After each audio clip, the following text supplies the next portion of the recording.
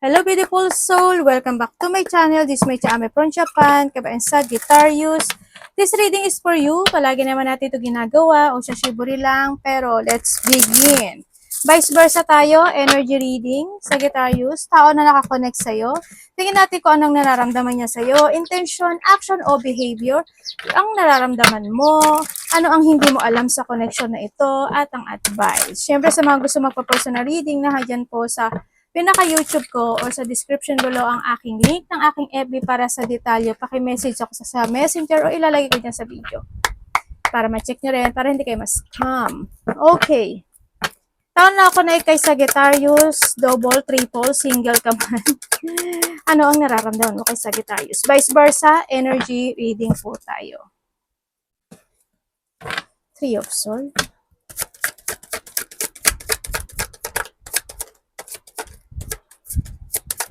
Vice versa tayo. Okay, nararamdaman niya sa iyo. Sa mga nagkahiwalay dyan. Sa mga nagkahiwalay, nararamdaman niya sa iyo, ano daw, mapagmahal ka daw, maaruga, napaka-very supportive, ganyan. Nandun yung point din na nararamdaman niya sa iyo, kasi alam mo yung point na alam niya na nasaktan ka. Alam niya na nasaktan ka sa nangyari sa sitwasyon ng paghihiwalay. Nandun sa point na yun. Kaya handun yung point na nalulungkot siya doon. Nalulungkot, talaga? Pero sabi niya dito nalulungkot siya. Parang nandun siya sa point na nagkakaroon, parang nalito siya in that time no? Sa situation. Hindi ko alam why, pero nagkaroon siya ng pagkalito sa situation. Kaya rin siguro, or hindi nagkaintindihan talaga, no? Kaya rin siguro na yan, nagkaroon ng paghihiwalay. Kung sa third party, pwedeng yun or hindi mo lang siguro siya naintindihan or parang nandun to sa point. Pero basta ang feeling niya sa'yo maaruga at mapagmahal ka raw. Sobra. Sobra. Yun ang sabi niya. Tsaka may pagkamalungkutin ka ba? Yun ang sabi niya. Sa mga ano to? Nagkahiwal, ay, single. Oh my God. Sa mga single, nararamdaman niya sa'yo,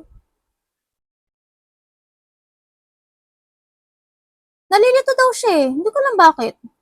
Siguro, the way you talk, the way ka na mag-action, siguro daw siya nalilito, or ikaw ito ha, vice versa. Yun ang sabi niya. Siguro, halimbawa, nililigawan kita. Hindi ko alam kung talaga gusto mo ba talaga ako? Mahal mo ba ako? Ano ba yung ano? Parang siguro ganun, may pagkaliton sitwasyon. Ganyan, naguguluhan, mga ganun sitwasyon. Yun. Yung nararamdaman. Pero ano daw, sabi niya, mabait ka naman daw. Ganun. Basta may mga ganun siya sitwasyon Yun. May pagka masiyahin or nasisiyahan siya pagka kausap ka niya, pero ikaw, iba yung dating ng mga ganun sitwasyon. Yun, sa iba ganun. In a third party relationship, in a third party relationship, nararamdaman niya sa'yo is, alam niya naman daw na you are in a pain situation. Yun nga lang daw, may mga time daw kasi na nadi-disappoint siya sa'yo.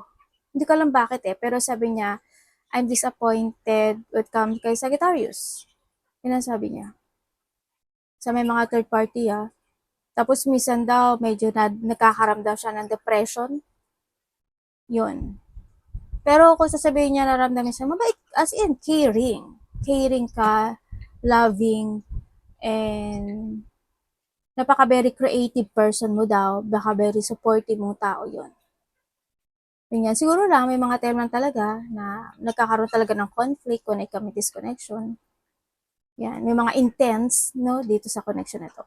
Well, tingnan natin yung ano. Sa mga walang third-party relationship, nararamdaman niya sa'yo, andun yung love, as in, your love,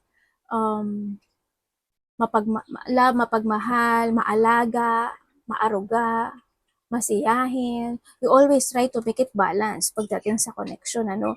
Yun na nakita ko dito. Tsaka ano, alam mo yung point na gagawin mo, gagawin mo yung lahat when it comes to this connection. Yung supportive tsaka yung strengths, napaka very supporter ng tao nito sa iyo. And yung strengths, ikaw yung lakas niya, ikaw yung tibay niya na doon sa point na yun. Ikaw yung kasiyahan niya. O di ba, saan ka? Yun nga lang, syempre, may mga times lang talaga na siguro, minsan daw, nagkakaroon ng mga unexpected situation or halimbawa, nagkakaroon ng mga ikinaka-disappoint o may mga konting lungkot lang o may mga konting heartache na nararamdaman when it comes in disconnection, yun. Hindi ko alam kung bakit siya nasasaktan pagdating sa iyo. Hindi ko alam why. Pero nandun siya sa point na yun. Nararamdaman niya na parang sometimes parang nasasaktan ka o may nararamdaman kang pain, lungkot. Yun sabi niya. Dito. Anong nangyari ba? Okay ka lang ba? Tingnan natin ang intention niya sa iyo. Vice versa yan Okay, intention niya sa iyo. Sagittarius, ang tao na ako na kay Sagittarius, anong intention mo? Kay Sagittarius, vice versa, energy reading tayo. Uy. Siguro iba sa inyo mataba, ano? Mag-diet kayo. Kung hindi man, mag-ingat ka, tataba ka. Intention niya sa iyo. Okay? Okay, sa mga nagkahiwalay dyan, intention niya sa iyo is to talk to you pero hindi daw niya alam paano. Yun ang sabi niya. Naguguluhan siya, nalilito siya. Or pwede rin kasi na talagang nahando na yung point of limitation when it comes to disconnection. Kumbaga nahando pa rin sa point na tinatanaw ka pa rin na pa niya. Tinatanaw ka pa rin niya. Kumbaga they want a partnership. Gusto pa rin niya makipag-dealing sa'yo, ganyan. Gusto ka pa rin niya kausapin. Pero nahando siya sa nalilito siya, na-stuck siya, or naguguluhan siya in a situation na meron siya. Yun. Pero gusto niya makipag-usap sa'yo. And syempre, sa mga sa mga single. Sa single, alam mo, sa single, itong tao na to, or maybe this is you, hindi lang ikaw kausap nito. As in, hindi lang ikaw. May iba pa siyang kausap. Well, gano'n naman di ba? Pagka single, tapos nangliligaw. Syempre, alam nga naman, yung iba dyan, lalo na pag, wala akong sinasabi, pwede rin kasi babae. Alam ba, pag babae, hindi lang ikaw yung nangliligaw sa kanya, di ba? May iba pa. Ganun talaga kasi babae. O sa iba, ganun din naman sa lalaki. Diba? Kumbaga, pagka may reservation. Kumbaga, pag hindi ako sinagot ito, meron ng kasunod yun. Or pwede rin na nagkakaroon siya ng choices. Ganyan. Yun. Ganun talaga. Pero choice mo na to. Huwag lang kayong pagsabayin, di ba? Kasi baka dumating yung point na, paano kung pareho sumagot? Oo. Ala, patay na. Lagot na, paano na? Anong gagawin mo? Di ba? Trouble yarn. Well, choice mo pa rin yan, basta slowly but surely. Tanongin mo ng tanongin, tapos, sa matalino to, as in matalino. Okay, sa mga, in a third party relationship. In a third party relationship, alam mo yung point na na-stuck at na-trap ka na lang dito sa connection na ito. Pinipilit mo na, intention niya sa'yo yun. Na-stuck siya hindi ko alam why, siguro hindi pa siya makapili this time sa may mga third party relationship. Ganun. Hindi pa siya makapili this time, hindi pa siya makapag-desisyon this time. Hindi ko alam kung sino gumawa sa inyo nito pero ando siya sa point na nasa wag naman sana, parang naghihintay siya. Parang hindi ko alam kung ano hinihintay niya, parang there's a situation na nag-wait siya. Parang nandun sa point na yun. Hindi ko alam why. Basta nandun siya sa point na yun. Nagkakaroon siya talaga ng choices. Siguro hinihintay niya na bumitaw ka na lang. Kapag bibitaw na rin siya.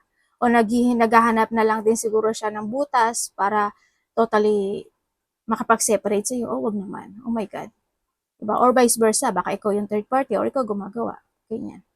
Okay, sa mga walang third party relationship, intention niya sa'yo, ready to fight siya. Dito, alam mo yung point na intention niya, napaka very devoted nitong tao na ito. Alam mo yung point na kikimkimit ko na lang yung lahat. Hanggat maaari, kung ako yung masasaktan, ako na lang. Nandun siya sa point na yon. haharangan ko yung sibat. Ano yun, may kasabihan nun, di ba? Harangan ko yung sibat. Hindi ko alam eh, kasi hindi ako magaling sa mga ganyan. Basta yun na yun, isundan nyo na lang po. Yes. Hanggat kaya kong harangan, hanggat kung pwede lang ako lang yung masaktan, gano'n. Nandun siya sa point na yan. O, di ba? Yarn. Wow. And I want to grow in this connection. Gusto niya talaga mag-grow. Gusto niya mag-stable, mag-growth, yung situation, andun yung partnership talaga. May mga plano naman ako nakikita dito. Kumbaga, ready to fight siya in any situation in life. Ganyan. Magtitiis, magpupursige, magtsatsaga. Ganun siya. Yun ang nakikita ko sa kanya. Tingnan natin ang action or behavior niya sa iyo. Action behavior mo kay Sagittarius. Vice versa, energy reading ha. Please show me. We have the sun, no? Gandara ha. Okay. Ay, ang ganda. Okay. Yung elepante. Parang hindi naman ako pantay. Okay, tingnan natin ang action or behavior niya sa'yo. Vice versa, energy reading.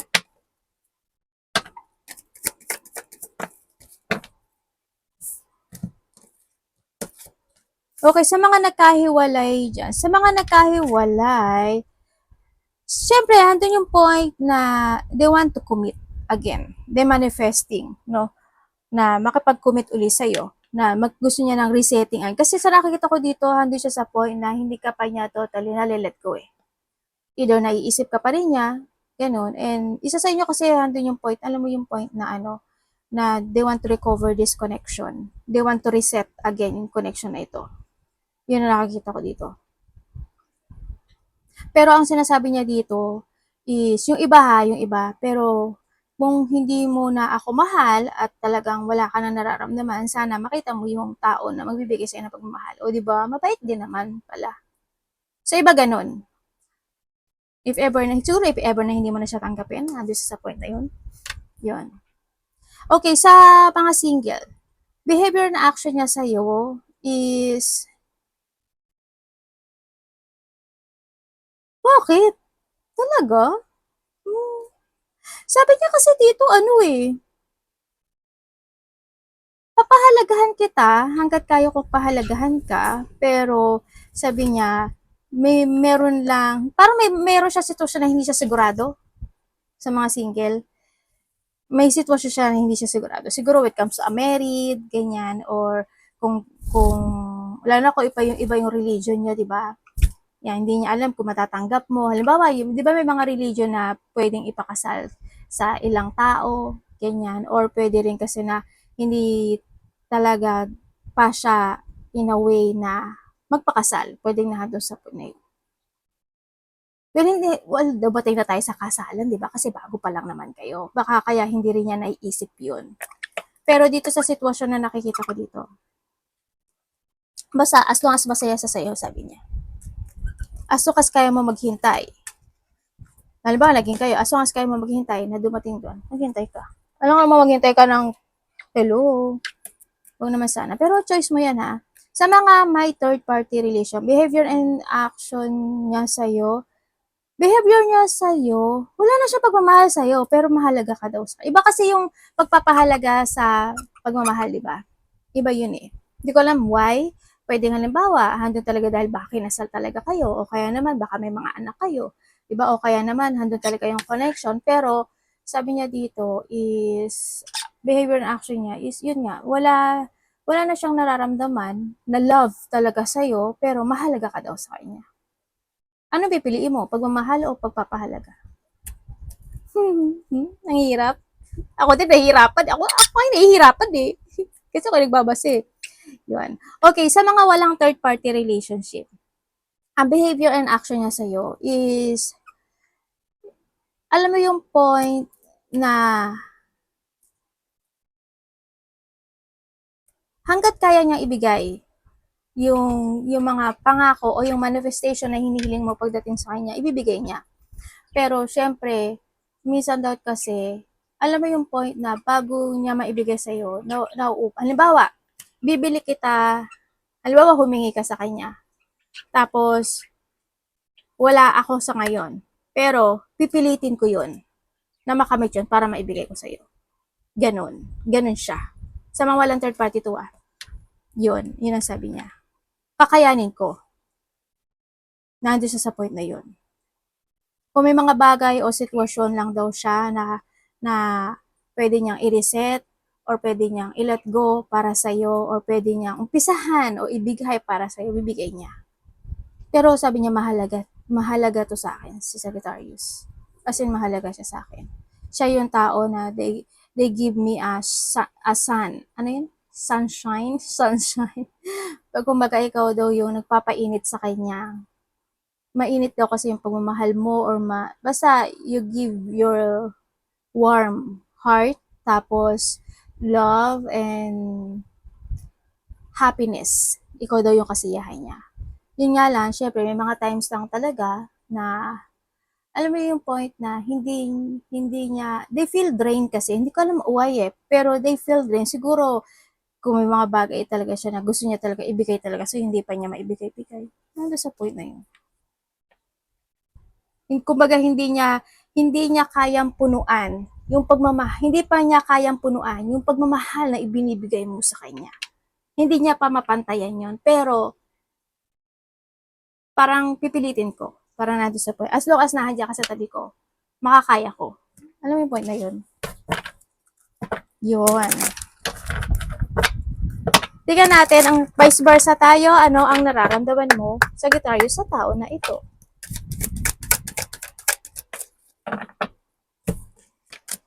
Ay, may ano ka. Uy, Wheel of Fortune.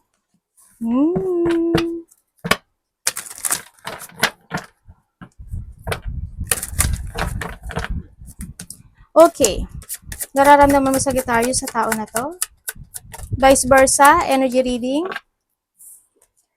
Okay, nararamdaman mo sa kanya, sa mga nagkahiwalay, nararamdaman mo sa kanya, kumukunik pa ba to sa'yo? Kasi you feel, or pwede rin kasi na vice versa to, no? Na mararamdaman pa rin sa kanya na nakatanaw ka pa rin sa kanya, nakatanaw pa rin sa sa'yo, or vice versa, na tinitingnan pa rin niya yung social media mo kung meron ka, o nagtatanong-tanong pa rin siya sa mga kakilala ng bawat isa, pwede na. So, nararamdaman mo pa rin siya. No, so, syempre, nararamdaman mo sa kanya, yun, okay naman siya, kasi sabi mo, okay naman siya being a partnership na naging kayo, ganyan, handun yung passion talaga, no?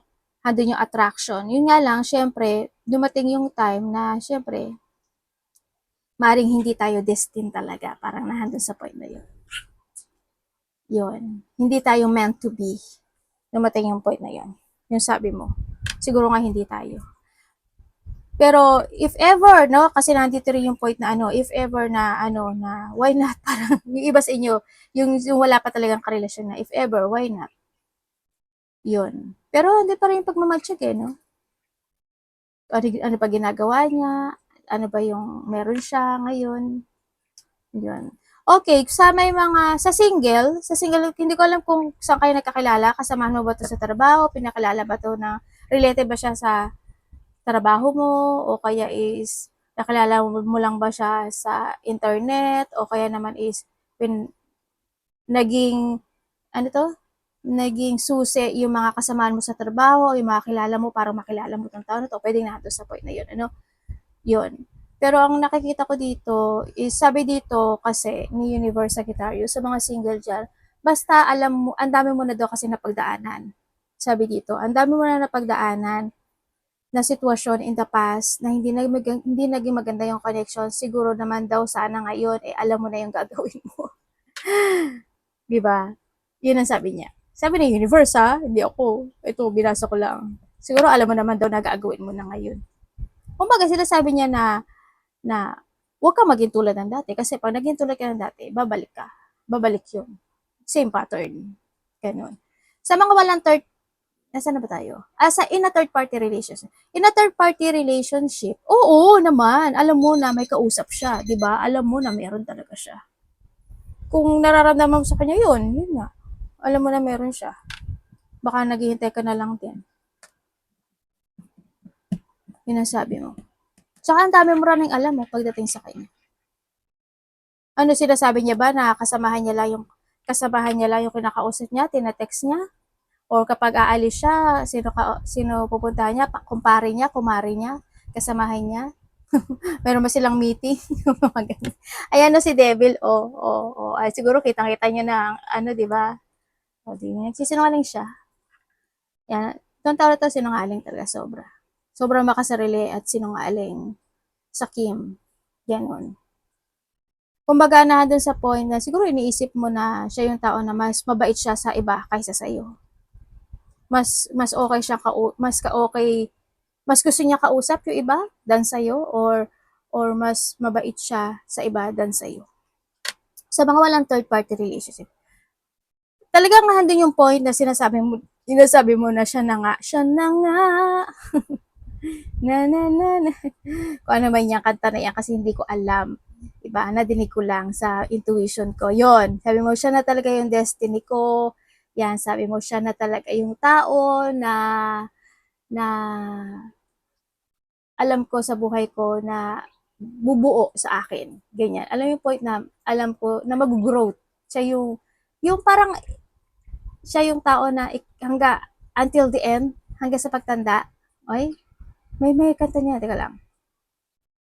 Maputi na ang buhok ko, anak ang puga. Hindi ko alam yung kanta. Hindi ko kasi alam yung kanta.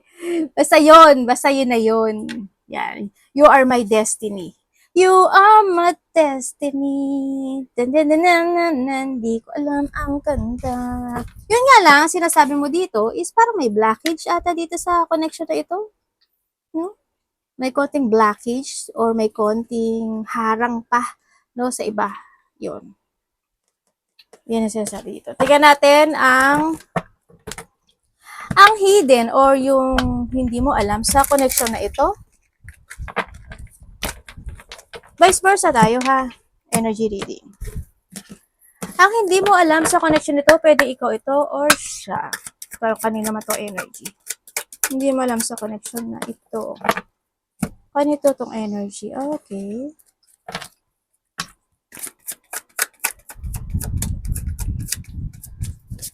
Okay, ang hindi mo alam, itong energy na ito, Diyos, ano? Okay. Connected ka ba kay ano?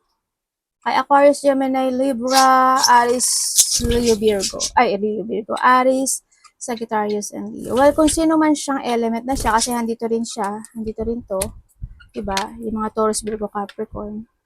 Well, kung ano mang elements ito, okay, itong energy na ito, na nakita ko, ang hindi mo alam sa connection ito, itong taon na to, ano to strong, alam mo yung point na, kahit na itong taon to is tahimik lang, matatag, as in matatag.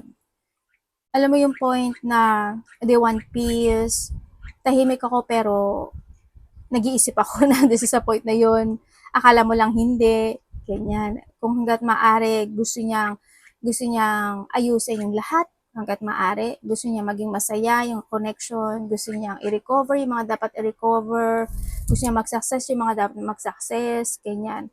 Ito yung tao na yon. Kumbaga, siya yung tao na nagbibigay liwanag sa bawat connection, sa family man yan, sa relation nyo man yan, ganyan, nagbibigay saya, ganyan, na doon sa point na yun, ano. Napaka very strong nitong tao na to. Alam mo yung point na, pag nangako siya, pipilitin niyang tuparin yun. Yun ang nakikita ko dito. Kumbaga, ayaw niya ng chaos, ayaw niya ng anxiety or ma-burnout, basta hando siya sa point na yun. Parang chillax lang siya, alam mo yung point? Chill siya. Ganon, chill lang siya.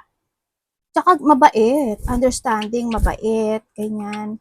Very hard work, focus, tsaka kung may mga bagay na talaga bibigyan ng effort, bibigyan talaga ng effort. Ganun, ang sabi niya dito. Kung ano yung mga bagay na gusto niyang i-success, ma-achieve, bibigay niya. Aray ko, anak. Yun. Tsaka mabait siya. As in, mabait. Ay, anak, po. Kung sino man yung energy na yan, ikaw or siya, no?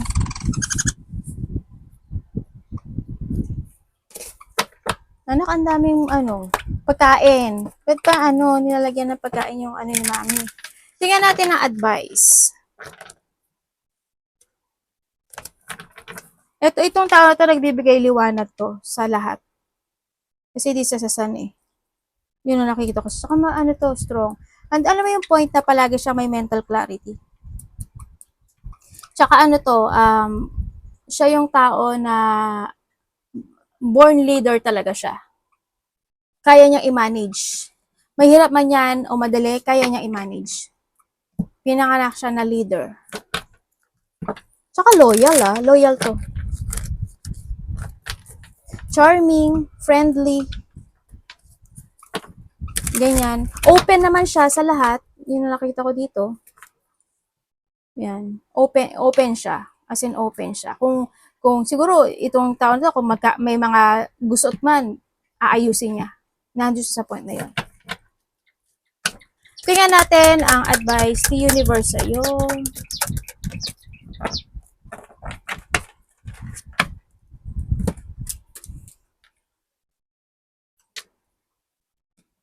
Advice. Advice niyo po kay Sagittarius Universe.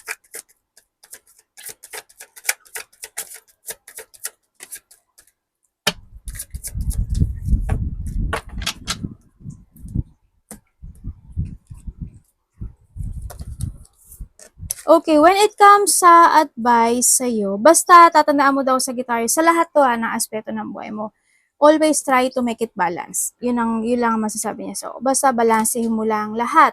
Iniinom mo, kinakain mo, yung pera mo, balance and control, pakikipag-usap, ganyan ang sinasabi ito. Tsaka, wag ka daw masyadong mag-alala, ang sinasabi niya dito. Kung may mga bagay ka na inaalala, o kung may mga bagay na napofocus ka sa nakaraan, o hindi ka makapagtulog-tulog, wag ka daw mag-alala. Basta, be happy lang. Be happy.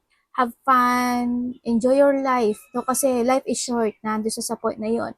Mag-focus ka lang din sa mga tao o sa paligid na talagang willing sila na iahon ka or willing ka na i-structure. Kumbaga yung, di ba parang yan sandigan. Mag-focus ka daw sa mga taong ganun. No? Yan. Yun. And syempre, kailangan mo daw ng self-esteem. Yan. Focus ka lang daw when it comes sa yung family, sa mga taong nagmamahal sa'yo. And iwasan mo yung mga stressful, anxiety, depression, burden. Iwasan mo daw yan. Kung may mga tao talaga na nakakausap, na nakapagpigil sa iwas ka lang daw. Yun lang ang sinasabi to. Basta, always find balance. You need to find balance talaga. No? Ang sinasabi rin dito. Kung may mga bagay na kailangan mong gawin mo. Do your work. Ang sinasabi dito. Yun, kung may mga bagay ka na kailangan mo, ikat-ikat mo. Tsaka huwag ka daw susuko. Any situation na kaganapan sa buhay mo, huwag kang susuko. Yan, alagaan mo yung sarili mo. And syempre, kung may mga bagay na need to accept it. No? Kung may mga nararamdaman ka, sabihin mo sa tao na malapit sa'yo. O mga problema mo, if ever. Yan, mag-open up ka lang daw. Mag-open up ka sa kanila. Tsaka i-let go mo daw yung mga dapat i-let go. I-release yung mga dapat i-release. And magtiwala ka lang daw sa sarili. Is the best. Iwasan mo lang yung magkaroon ng mga pagpapaliban o kaya is yung mga taong hindi mag-fit sa'yo, iwas ka na lang dyan. No? Kung may mga tao na hindi very supportive sa'yo, okay lang yun. Di ba? May mga tao naman na nagmamahal sa'yo. Tanda mo, you're a part of the sun. Kasi Sagittarius ka. This is a fire. This is also a fire. Yun. Basta any hardship into your life, speak out sa mga tao na pwedeng ka matulungan. Ganyan. Tsaka think always sa future. Alam ko naman na ginagawa mo yun. Tsaka huwag mo daw kakalimutan alagaan yung sarili mo, ha? Yun. Find peace. Find peace. Isda. Find peace lang. Yun ang sinasabi. Tsaka sinasabi rin dito, may sinasabi siya